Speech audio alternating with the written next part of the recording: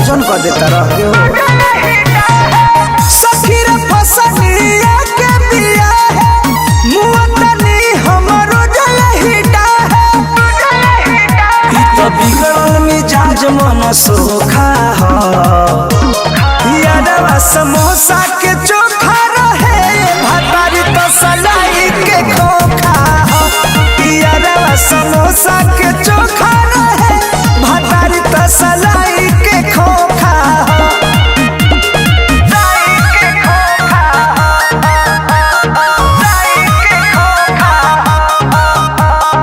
Music by Sad Rock. ढंग से कवनो गतर काम करे हे करा से होला ना कुछ हमरो के बदनाम करे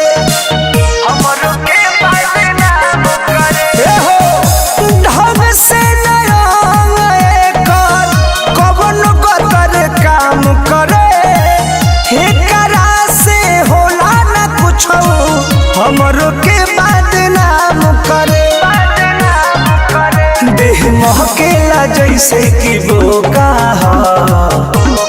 यारवा समोसा के चोखा रहे भतारी तो सलाई के खोखा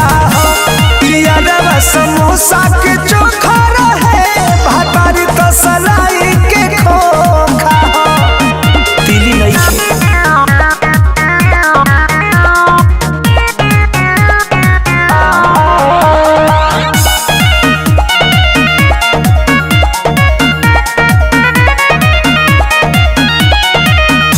इरिसद में करती परा मोधे यार हो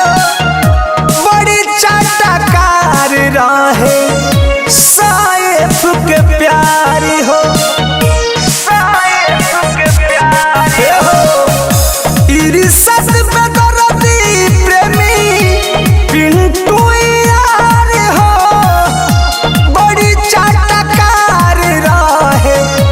संतोष के प्यारी हो लगे रहन ये करता अनोखा हो